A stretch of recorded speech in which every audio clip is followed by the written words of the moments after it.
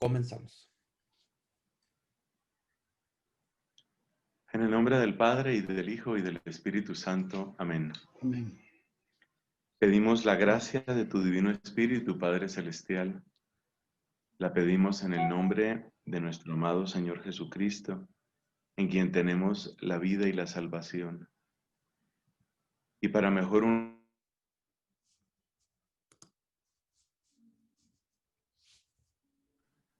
Padre nuestro que estás en el cielo, santificado sea tu nombre.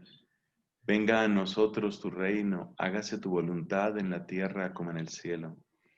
Danos hoy nuestro pan de cada día. Perdona nuestras ofensas, como también nosotros perdonamos a los que nos ofenden. No nos dejes caer en tentación y líbranos del mal. Amén. En el nombre del Padre, y del Hijo, y del Espíritu Santo. Amén. Amén. Bueno, pues muy buenas tardes, mis hermanos. Bienvenidos como cada martes aquí a su programa Oración, Salud y Vida. Hoy en esta tarde, mis hermanos, es un día verdaderamente especial porque tenemos un tema muy interesante. Tenemos dos invitados de lujo que el Señor nos ha permitido ahora.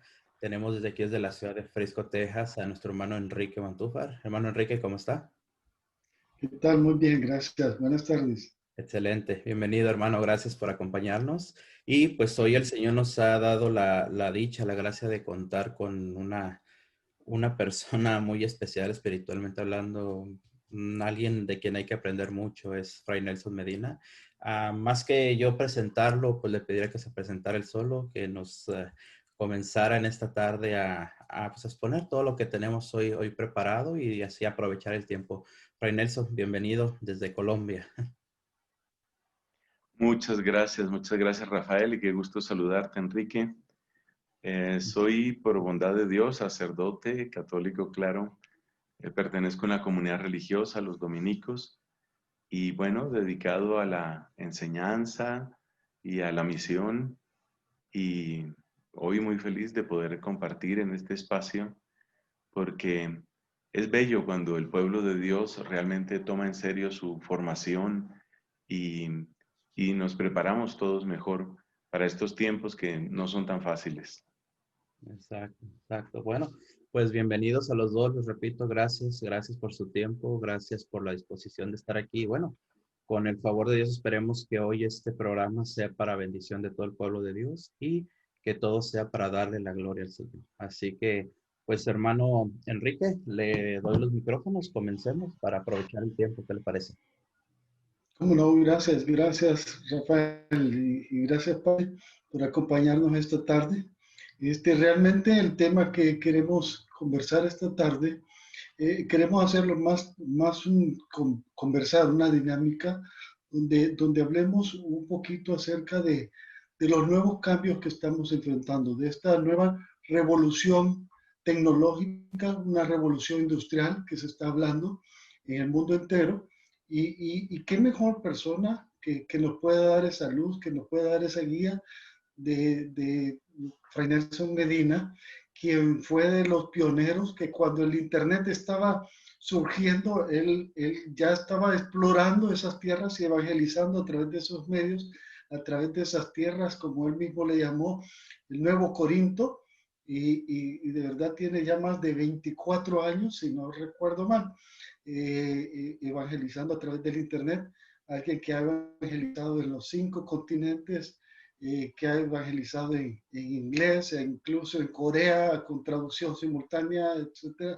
Entonces, realmente creo que hacia unos nuevos retos que tenemos ahorita también, queremos explorar esa luz. Y es que hoy vamos a estar hablando de esos nuevos retos que nos traen como humanidad y como cristianos, como iglesia también, porque a lo largo de la historia hemos visto muchas revoluciones tecnológicas, muchas revoluciones industriales y han creado grandes impactos. Y hoy estamos estamos apenas iniciando, ya somos testigos de ese cambio grande en nuestra vida y estamos apenas iniciando en lo que se llama la cuarta revolución industrial. Y entonces, y solo para poner un poquito a todos en contexto, estamos hablando de una primera revolución industrial que surge con la invención de la máquina del vapor, ya por 1870, donde comienza esa industrialización y comienza a haber un gran factor de cambio en la economía y en la forma que se manejaba. Después, más adelante, a principios del siglo, viene la segunda revolución, donde la segunda revolución se basa en la invención de la electricidad y cómo la producción nos ayuda a la producción en masa. Comienza también la invención del teléfono, la invención del motor de combustión interna, comienza toda la producción de masa de los carros, la aviación, etc. El mundo pega otro giro enorme y nuevamente hay cambios de trabajo, hay cambios de vida, hay cambios de forma de ser y va el mundo cambiando y esas revoluciones, como lo hemos visto a lo largo de la historia, muchas veces traen por consiguiente una revolución industrial, trae por consiguiente una revolución social, un cambio en la sociedad porque se disparan un poquito. Finalmente, por 1980, con la invención del Internet precisamente, donde vienen las computadoras, el teléfono celular y todo, es la tercera famosa, la tercera llamada revolución digital o tercera revolución. Y entonces, hoy en día estamos comenzando una nueva revolución con la industria de la inteligencia artificial, el Internet de las cosas, que ya no son personas comunicándose a través de Internet con otras personas, ni personas con máquinas, sino que estamos hablando de una nueva era de máquinas con máquinas comunicándose a través del Internet, donde muchos trabajos van a ser desplazados. Se habla de millones y millones de personas que perderán sus trabajos, pero también se van a crear muchos nuevos trabajos y simplemente estamos hablando una era de muchos cambios tecnológicos. Y entonces, ahí yo quisiera trasladar la primera pregunta a Fray Nelson para que si nos puede ayudar. Pues, ¿cómo él lo ve desde el punto de vista de la iglesia? Sabemos que la iglesia ha tomado muchas partes en todos esos cambios y cómo él está viendo estos nuevos cambios, esta nueva era en la que estamos entrando, en la que estamos comenzando. Fray Nelson, si nos ayuda. Muchas gracias, Enrique. Me parece muy interesante la síntesis que nos presentas, el contexto, ¿no? La primera revolución, la máquina de vapor, que va a producir todo esto de las comunicaciones, la industrialización de la producción, luego la electricidad, que va a tener grandes consecuencias, especialmente porque el horario de trabajo ya cambia. O para nosotros es obvio tener la electricidad, pero pensemos lo que esto significaba. El ritmo de vida, hasta antes de la electricidad, estaba marcado por el sol. Cuando llega la electricidad, pues ya las cosas cambian. Y bueno, otra cantidad de dispositivos, ¿no? Dispositivos electrodomésticos, por ejemplo, se llaman así, electrodomésticos. Luego lo que ha hecho Internet y luego esto de inteligencia artificial. Yo diría que no hay una clasificación tan sencilla como decir todo es bueno o como decir todo es malo. Cada una de estas revoluciones industriales ha traído sus ventajas y ha traído también sus peligros. En general, la postura de la Iglesia se puede resumir en 3 puntos. Primero, lo que acabo de decir, la necesidad del discernimiento. Hay un grupo cristiano que existe en muchas partes del mundo que son los Amish. Ellos rechazan, por ejemplo, la segunda revolución. Ellos rechazan la revolución de la electricidad. No quieren tener nada que ver con electricidad, menos internet, menos todo lo demás. Esa no es la Iglesia Católica. La Iglesia Católica no toma esa postura de rechazo, tampoco es una postura de aprobación, llamémosla así, sin límite. No.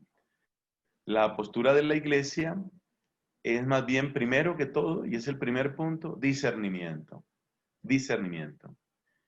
Es decir, no vamos a decir ni que todo es bueno ni que todo es malo, hay que discernir. Segundo, la necesidad de recordar la dignidad de la persona humana en todas sus dimensiones.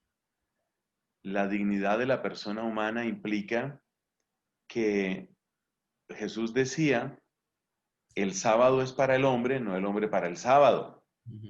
Eso tendríamos que aplicarlo aquí. El computador es para servicio nuestro, no para que nosotros seamos esclavos de los computadores, ni para que seamos esclavos de las máquinas.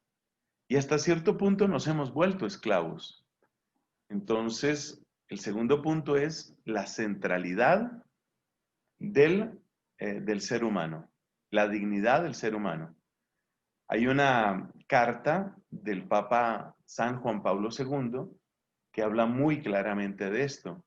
Esa carta se llama Laborem, acabando con una M, estamos hablando de latín, Laborem Exercens, que se escribe Exercens con una C y acaba en S. Laborem Exercens es un gran documento como tantos del Papa San Juan Pablo II.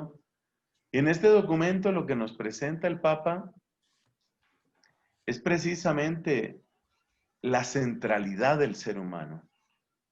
No se puede pensar en una revolución industrial de espaldas al ser humano, así como tampoco se puede pensar o se debe pensar en una revolución, llamémosla así, ecológica, que esté de espaldas al ser humano, cosa que está sucediendo, por ejemplo, en nuestro tiempo. Para algunas personas, lo humano hay que tratarlo como si fuera una infección. Nosotros seríamos la infección del planeta. Entonces, yo creo que es importante eso. Y hay un tercer criterio, y es que la vida humana no puede aprisionarse en la rueda de producir, consumir y entretenerse. Es decir, el ser humano está llamado a trascender. No todo es trabajo, no todo es producción, no todo es consumo, no todo es entretenimiento.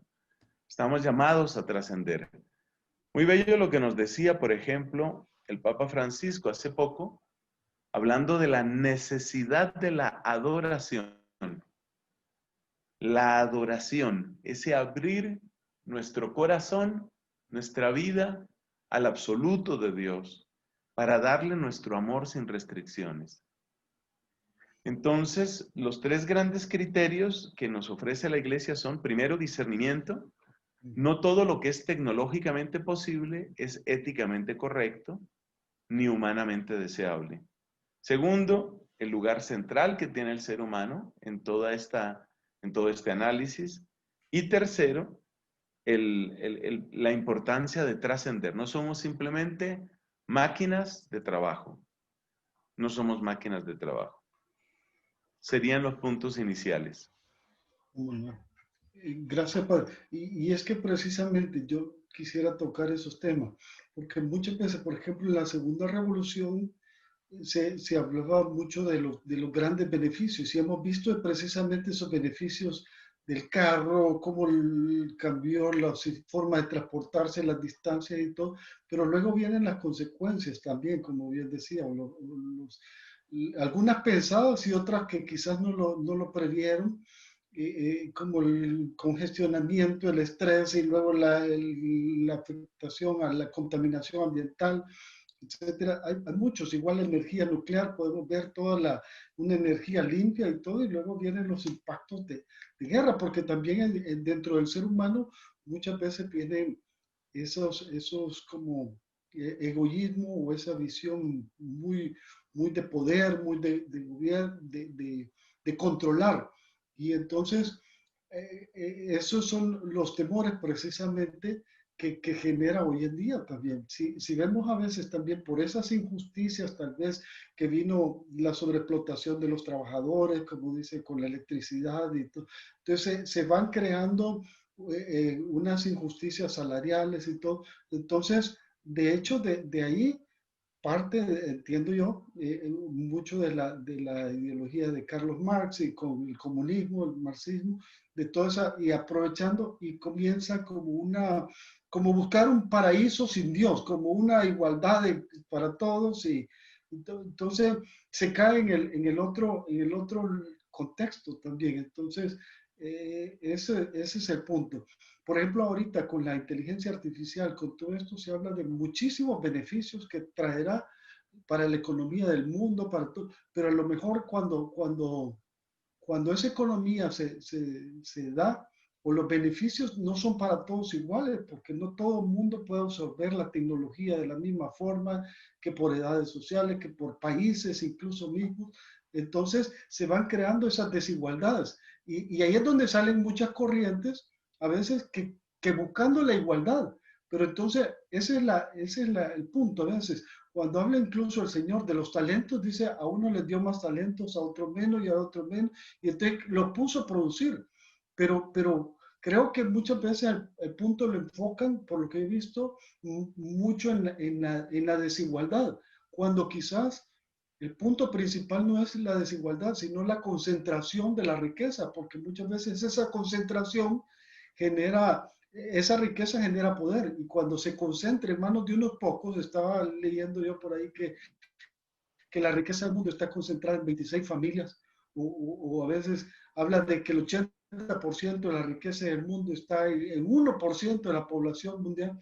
Entonces, es algo que se puede mal usar, digamos, se puede prestar o para usarlo bien o para mal usar. Pero entonces es lo delicado muchas veces. Entonces, yo no sé cómo lo ve desde el punto de vista de esa distribución de la riqueza o esa concentración también, si nos podría orientar ahí. Sí, yo creo que ese factor que es al mismo tiempo objetivo y subjetivo, el tema este de la riqueza, Ujú.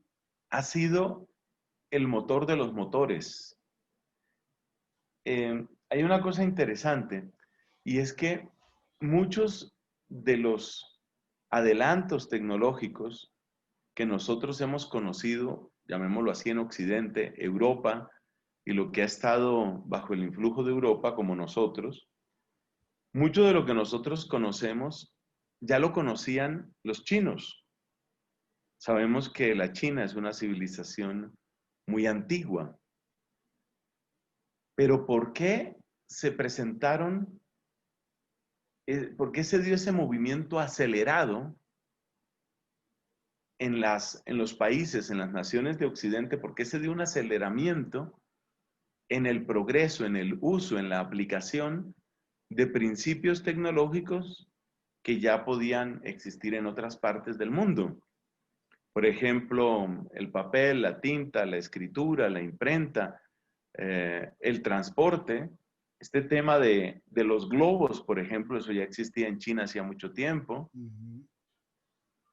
¿Cuál fue la gran diferencia? Y parece que la diferencia está no tanto en la genialidad tecnológica, sino en la aplicación de la tecnología para generar riqueza. La riqueza despertó codicia. Ujú. La codicia, entendida o llamémosla ambición, tal vez la palabra codicia suena demasiado fuerte, no sé. La ambición, el deseo de riqueza, pero es que el deseo de riqueza es codicia, el deseo de riqueza finalmente se convierte en todo un motor.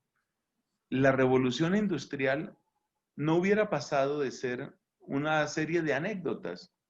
Estaba mirando, por ejemplo, que los comienzos de la máquina de vapor se remontan al siglo XVII. Pero ¿qué pasa? ¿En qué momento la máquina de vapor se convierte en un hecho social? En el momento en el que sirve para mover mercancía, en el momento en el que sirve para mover trenes, para mover barcos, para mover también máquinas. No todas las máquinas de vapor fueron para transporte, para mover también máquinas. La máquina de vapor se convierte, mover la industria, quiero decir, se convierte como en una especie de esclavo incansable, o casi incansable, porque finalmente una máquina pues tiene una vida útil, pero se convierte como en un esclavo incansable que siempre te puede dar más. Entonces, el aumento de la riqueza es lo que va a hacer que se busquen nuevas aplicaciones a la tecnología. Lo que quiero decir con todo esto es que la tecnología no avanza sola, sino que la tecnología siempre va unida a factores subjetivos, y de esos factores subjetivos, el más importante, históricamente hablando, creo que ha sido la capacidad de generar riqueza. Sobre todo por un detalle que también es bueno que conozcan nuestros oyentes, un detalle muy importante, y es que cuando se acelera la producción, cambia completamente la dinámica del comercio. El comercio anterior a la primera revolución industrial es un comercio para suplir necesidades. Digamos, a ningún sastre de la Edad Media, por dar una cifra, por dar una época, a ningún sastre se le ocurría, voy a hacer 100 vestidos y ya veré cuándo los vendo. No, el sastre iba haciendo vestidos según la demanda. Era la demanda la que condicionaba la producción.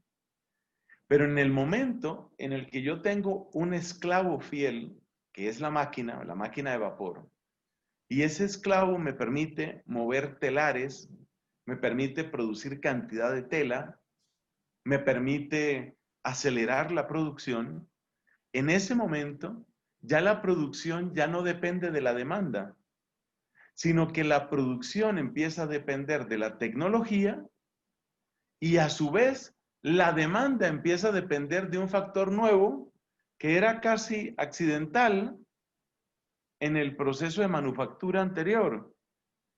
¿Y cuál es ese factor nuevo? El marketing, la publicidad.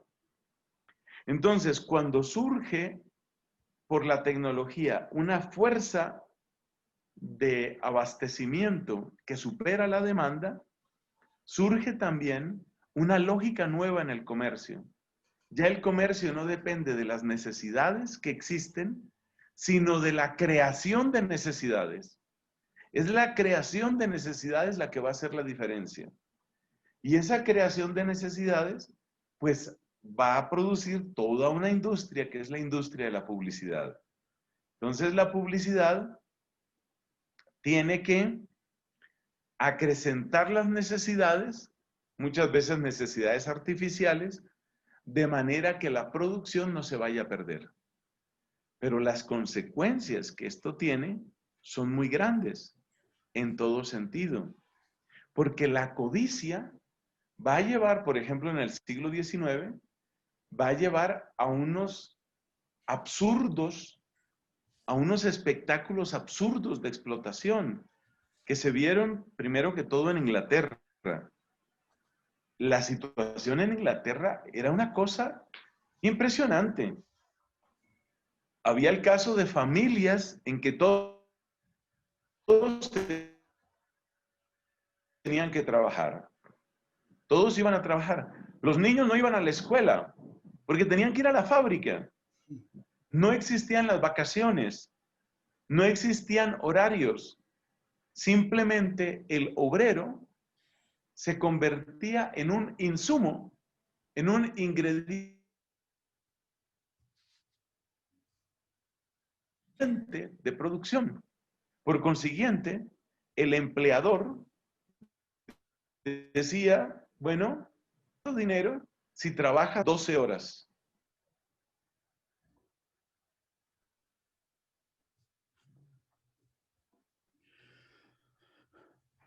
Bueno, amigos de Oración Hoy Salvación. nadie aguantaría una jornada de 12 horas, aunque la explotación sigue. Entonces pues es impresionante lo que va a suceder ahí. Es la codicia la que produce esa explotación, y luego es esa explotación la que va a producir una serie de fenómenos sociales complicadísimos, como es el comunismo, el marxismo cultural y como va a ser más adelante, o casi al mismo tiempo, el movimiento sindical. Todas estas son respuestas más o menos parciales, más o menos perversas, porque también han tenido sus ingredientes de perversión frente a esa situación. Ahí fue donde se complicó el mundo. Entonces es muy interesante que nuestros oyentes tengan presente todo este contexto, porque ese es el mundo en el que estamos viviendo, esa es la situación en la que estamos. Y cuanto más la conoce uno, más libertad tiene para no dejarse llevar simplemente, por ejemplo, por las riendas de la publicidad. Yo creo que esa tiene que ser una de las conclusiones a que lleguemos hoy. Correcto, padre. Y es que precisamente allí toca unos puntos bien importantes de cómo se genera a veces, cómo afecta el marketing en la psicología de la persona para crear esa demanda. Y eso es una de las preocupaciones, y eso es lo interesante, de voltear a ver hacia el pasado para entender un poco la historia y prepararnos acerca de lo que viene en el futuro. Porque ahorita, hoy en día, se está hablando mucho, y a mí me gustó una fórmula que vi por ahí, que hablaba alguien en el Foro Económico Mundial, que decía de biología, o B por C por D igual a HHH, que era el conocimiento de la biología de la persona, digamos, por la capacidad de la computadora, la capacidad de por la información, por la data, es igual a hackear al humano, dice.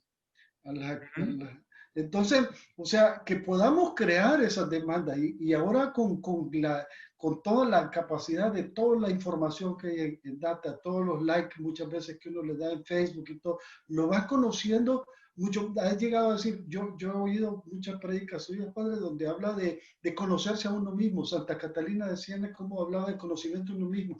Y a veces nosotros como humanos volteamos a ver hacia afuera por todos lados y nos falta conocernos a nosotros mismos. Pero las máquinas con la inteligencia artificial sí han llegado a conocernos y nos están conociendo incluso mejor que nosotros mismos. Y entonces muchas veces si nosotros no estamos conscientes de todo eso, somos bien vulnerables porque si nos conocen nuestras preferencias ideológicas, nuestras preferencias políticas, nuestras preferencias religiosas, nuestras preferencias sexuales, o sea, nos conocen tanto que nosotros no llegamos muchas veces a ese grado de conocimiento. Y cuando ese conocimiento se vuelve masivo, es donde se puede ver esa manipulación a veces de las masas o para crear esas demandas, en la política lo vemos que lo ocupan en una cosa u otra. Entonces, estamos enfrentando una nueva era donde es importante despertar, es importante voltear a ver al pasado, qué ha pasado y saber qué es lo que viene para estar más despiertos también como humanidad, como personas, creo yo. Claro que sí. Estos desafíos, que ya son los que tú planteas, creo yo que corresponden pues sobre todo a la parte de Internet y también de inteligencia artificial. Es decir, creo que has dado un salto pues a la tercera y a la cuarta revolución industrial. Y es muy bueno que tengamos esta clase de análisis. Hablar de estos temas nos hace falta. Yo quiero subrayar dos cosas que tú nos dijiste, Enrique. Primera, el carácter masivo de esta recolección de datos. Es lo que se llama comúnmente Big Data, ¿no? Los datos grandes, Big Data. Esa capacidad de recoger muchos datos. ¿Y por qué es importante esto masivo? Ya lo vamos a comentar un momento. Y segundo, esta manera de obrar, podríamos decir, por debajo del radar de nuestra percepción.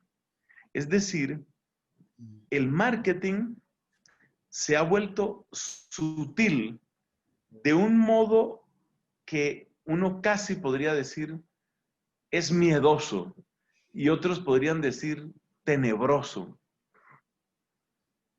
Algo que es masivo y que está debajo del radar. Expliquemos un poquito estas dos ideas. ¿Cuál es el peligro de una información masiva? El peligro está en que cualquier posibilidad de cambio social necesariamente requiere del respaldo de gran número de personas. Un país como Estados Unidos sabemos que tiene mucho más de 300 millones de personas. Eso significa que cualquier cambio que se vaya a lograr va a requerir muchos millones de personas que digan sí. Por eso, en una elección presidencial, aunque creo que no vamos a hacer política en este momento, en una elección presidencial típicamente las cifras nos están hablando 70, 80, 90 millones de votos. Si no se llega a un número amplio de personas, nosotros nos convertimos realmente en anécdotas, datos marginales. Es decir, lo que se suele llamar en la estadística, nos volvemos ruido, ¿no? Cuando se transmite una señal, siempre se busca que haya el mayor porcentaje de señal y el mínimo porcentaje de ruido, pero siempre hay algo de ruido. Incluso en una buena conexión de internet, pues a veces sentimos que se va un poco el sonido. Espérate, repite, ¿qué dijiste? A veces entran otras señales, en fin. Ese es el ruido. Entonces, ¿qué pasa? Que cuando algunos centros de poder tienen una gran, pero gran cantidad de información y por consiguiente una gran capacidad de influencia en una masa gigantesca de personas, los intentos de cambiar las cosas se convierten en algo tan marginal, en algo tan pequeño, que equivale prácticamente al ruido. Es decir, el mensaje llega con tanta fuerza a tantas personas que las posibilidades de oponerse al mensaje cada vez van disminuyendo más. Entonces, ¿cómo lo he visto yo como sacerdote? Tomemos el caso de la ideología de género. Si uno analiza el origen de la ideología de género, la manera como se ha propagado, las mentiras que ha dicho, el impacto que tiene en los niños y jóvenes, uno se da cuenta del daño que eso causa. Eso está perfectamente claro. Y uno se pregunta, ¿pero por qué sigue avanzando? Pues tiene que ver con esto que estamos hablando de la masa. Pensemos en un papá que no está de acuerdo con la ideología de género y entonces va a hablar al colegio sobre lo que se está dando en el colegio. Y le dicen, pero es que esas son sus ideas, señor. Porque aquí todos estamos de acuerdo en el resto. El resto de nosotros está de acuerdo. Entonces, si en un colegio, si en una escuela de 500 personas, hay 3 papás que están despiertos, que se dan cuenta sobre lo que está pasando, esos 3 papás se convierten en anécdotas, en viejos locos, de los cuales se puede prescindir.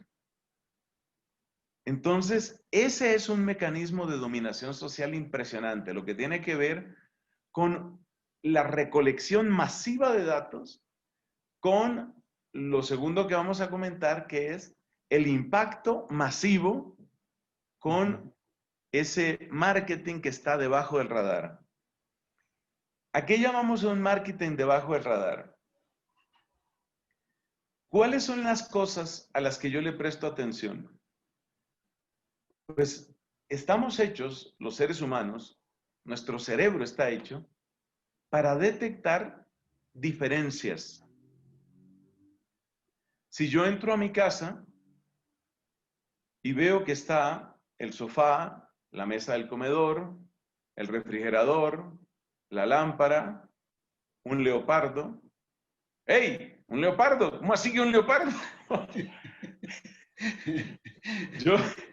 Yo en mi casa no tenía ningún leopardo. Entonces, el leopardo inmediatamente me hace espantar y digo, ¿pero qué pasó? ¿Cómo entró? ¿Sí? Uno detecta y uno tiene radar para lo que es distinto. Pero ¿qué pasa con este fenómeno de Big Data? Como suelen pronunciar la palabra, Big Data sería, ¿no? ¿Qué sucede con Big Data? Sucede que han recogido mucha información sobre mí y eso quiere decir que a mí me dan aquello que a mí me parece normal. No exactamente lo que a mí me parece normal, pero lo que está, digamos, dentro de ese margen muy bien estudiado, de lo que yo todavía acepto, aunque me puede parecer un poco extraño. Porque si me dan exactamente lo que a mí me parece normal, ellos no están ganando nada. Como de lo que se trata es de cambiarme para que yo gaste más, cambiarme para que yo tenga una opción política, cambiarme para que yo acepte una ideología sobre sexualidad, etc. Entonces, ¿qué hay que hacer? Lo que hay que hacer es estudiar a la persona y ver qué se le puede decir que todavía sea aceptable, pero que ya lo ponga en la dirección que queremos. Es algo impresionante, porque eso yo no lo voy a detectar. No es el leopardo que entré a mi casa y vi un leopardo. No es un leopardo. No es algo tan extraño como para que se me despierten las alarmas. Entonces yo lo acepto, pero al aceptarlo, yo mismo cambio.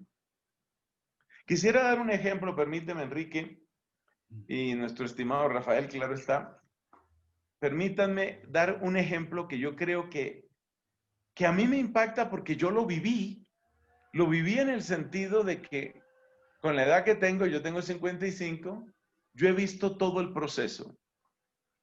Y tiene que ver con este tema de género. Hubo una época en mi país, Colombia, una época significa hace 25 años, pongámosle fechas a esto, 1995 más o menos hasta el 2005. Esos 10 años fueron los años de oro para las comedias en donde siempre aparecía, o era demasiado frecuente, que apareciera un personaje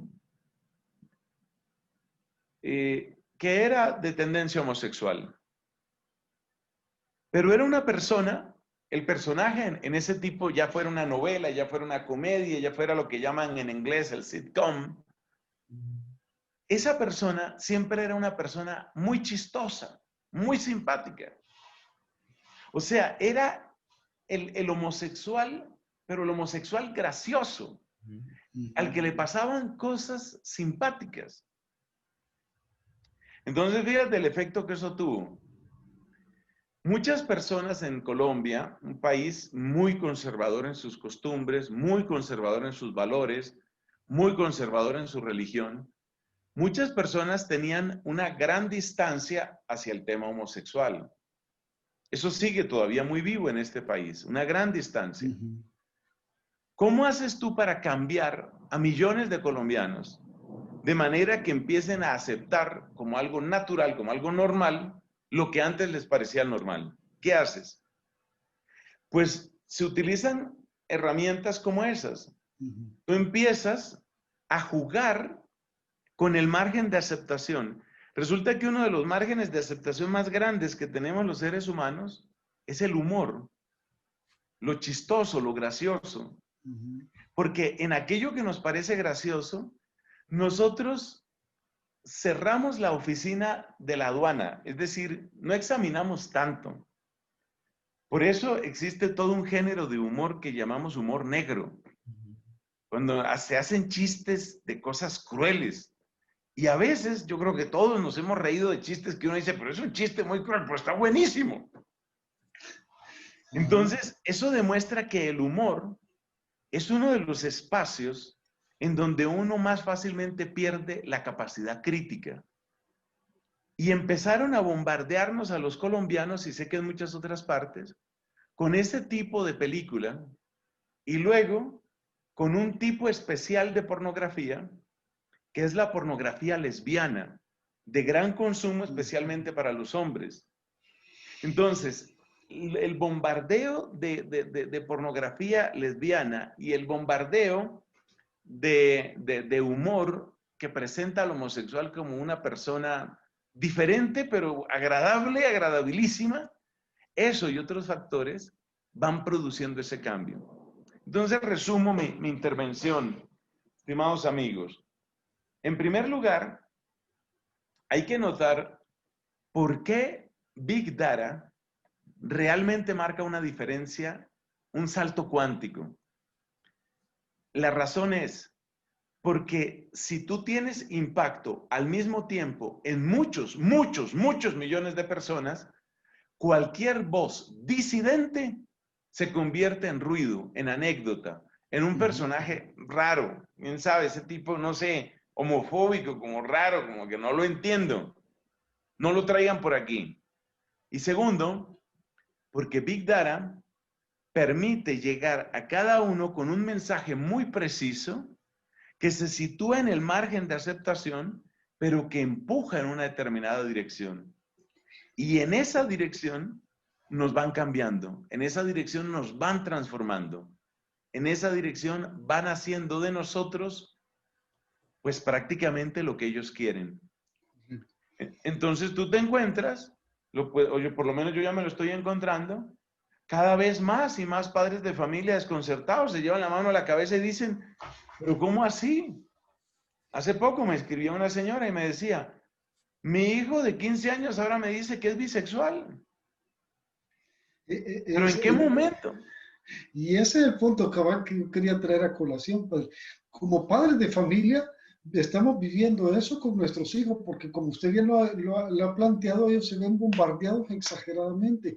Y a veces quizás nos falta bombardear por el otro lado nosotros con los principios de la fe cristiana, de la fe católica y además nosotros mismos de adultos, yo me he topado con muchísimos dentro de la iglesia, tenemos grupos de la iglesia, de chat y todo, que uno está viendo esa disidencia por este mismo bombardeo que nos vemos afectados. Entonces, creo que a veces decimos, no, todo lo que uno, toda lectura es buena para crear. No, hay que tener cuidado a veces con lo que leemos y todo, porque cómo van bombardeando nuestra mente, cómo van, entonces es bien difícil y a veces se pierde ese concepto de la verdad. Entonces, esos consejos como para uno como padre, guiar a nuestros hijos son claves y son necesarios, padre. Yo no sé si nos puede. O Quería no yo, sé, Rafa, ¿cómo está?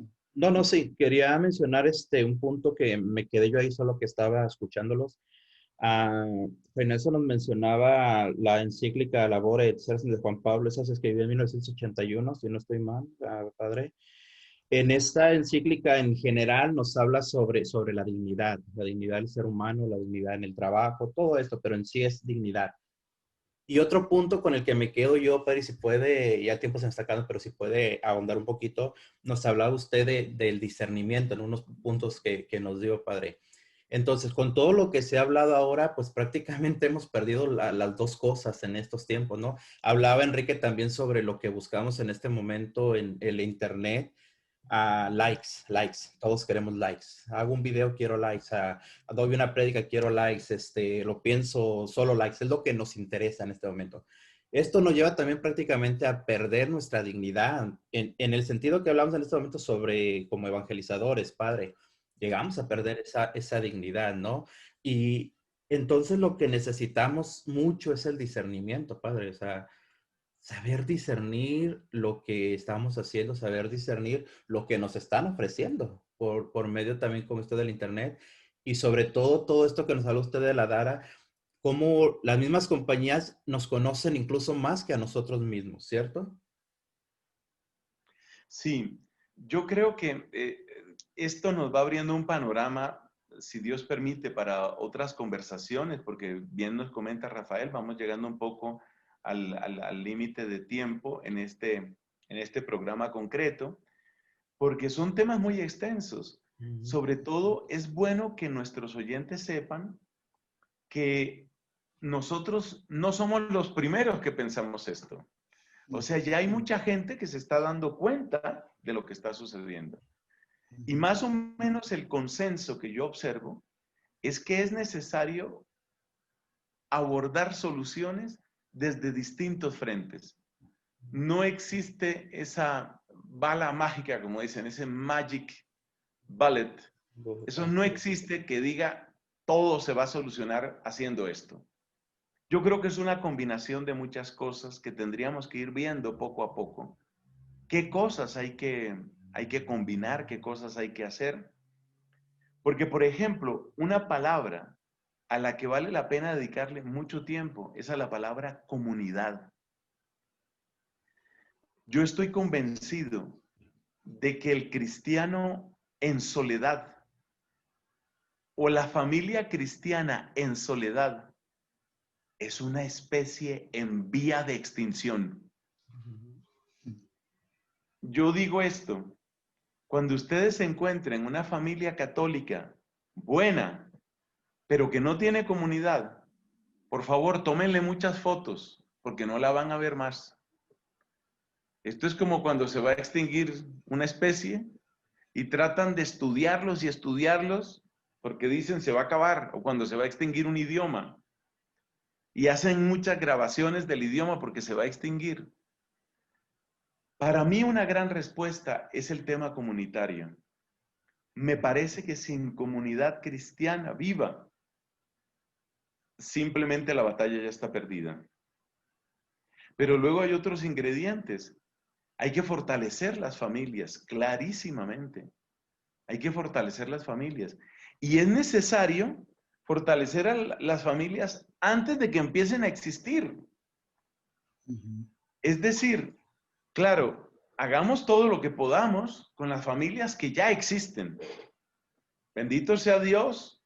Ahí está, papá, mamá, hermanos. Bien, vamos a trabajar con ellos. Perfecto. Pero, sobre todo, deben interesarnos las familias que no han empezado. Es muy importante que papá y mamá lleguen al matrimonio con conciencia de esta clase de problemas, con conciencia de lo que significa la codicia y a dónde nos ha traído la codicia, con conciencia de lo que significan redes sociales y a dónde nos han traído, para lo bueno o para lo malo. Porque fíjense que incluso para defendernos de las redes sociales necesitamos redes sociales. Y para que Internet no nos haga daño, necesitamos de Internet. Aquí lo estamos usando. Sin Internet no podríamos criticar el Internet. O sea que necesitamos una visión muy ponderada, una visión muy madura, pero claramente hay que trabajar en la familia. Y hay otras ideas que yo les podría contar a partir de mi propia experiencia pastoral, porque yo me imagino que Enrique lo vive como padre de familia, como esposo. Yo lo vivo como sacerdote. Yo creo que cada uno de nosotros lo va viviendo, vamos viviendo estas situaciones. Y es interesante poner en diálogo nuestras experiencias para que finalmente sea nuestra gente, especialmente y en primer lugar nuestra gente católica, la que salga ganando. De lo que se trata es de eso, de poder avanzar en ese sentido. Bendito sea Dios. Bueno, pues el tiempo se fue volando, bendito sea Dios. Enrique, en un minuto, ¿qué nos puedes decir ya para ir cerrando este programa? Mira, yo quisiera cerrar, como diciendo el padre, creo que este es la punta del iceberg. Todo atrás de esto hay mucha tela que cortar, muchas cosas que podemos aprender y sobre todo aprender del pasado y para prepararnos hacia el futuro, para prepararnos a esto que viene. Como bien decía el padre, desde un diseño de una familia, un diseño de cómo educar a nuestros hijos, cómo antes de que ellos formen su familia ya tenemos que estar preparándolos para eso. Entonces, creo que hay mucho, mucho que ver y encantado si nos acepta, padre, después otra llamada, de otra serie de reuniones de este tipo para que podamos trabajar sobre muchos aspectos que tenemos acá y necesitamos, como decía el Señor, ser sal y luz en este mundo, es que Amén. todos llenarnos de esa luz y de esa sal para llevarlo al mundo entero. Así es, así es. Bueno, Fray Nelson, pues muchísimas gracias por acompañarnos. Solamente para cerrar, pues, ¿qué nos quisiera decir para para ir cerrando y si le parece, si nos da la bendición para terminar hoy este programa, para después de su aportación. Rafael, ha sido un privilegio realmente compartir este espacio, ver lo que estás haciendo, lo que tantos católicos generosos están haciendo. Mi palabra final es, si algo hemos aprendido en esta pandemia es el valor de la familia. Por favor, quieran sus familias. Gástenle tiempo, pensamiento, amor y oración a sus familias. Ustedes mismos seguramente ya lo saben, pero no se alcanzan a imaginar hasta dónde es tan importante la familia. Y por supuesto vamos con la bendición, claro que sí. Padre Dios, te alabamos, te glorificamos por este tiempo que hemos podido compartir. Sentimos tu presencia, la gracia y el regalo de tu Espíritu Santo. Y si analizamos estos temas, no es simplemente para gusto de nuestra cabeza, de nuestra inteligencia. Es para encontrar caminos, para servirte mejor a ti, para amarte más a ti y para que muchas familias se puedan rescatar y se puedan salvar de los escollos que son tan fuertes en nuestro tiempo. Gracias, Señor. El Señor esté con ustedes. Con su espíritu. La bendición de Dios, Padre, Hijo y Espíritu Santo, descienda y permanezca para siempre. Amén. Amén. Gloria a Dios. Bueno, mis hermanos, muchísimas gracias por escucharnos. Gracias por estar aquí en tu programa Oración, Salud y Vida. Recuerda, mi hermano, nos vemos la próxima semana, con el favor de Dios, cada martes aquí por esta estación. Recuerda, 4 de la tarde, tiempo de California, 6 de la tarde, tiempo de Texas, 7 de la noche, tiempo de Nueva York. Gracias, mis hermanos. Los esperamos la próxima semana. Que el Señor esté contigo y mil bendiciones. Hasta la próxima. Bendiciones.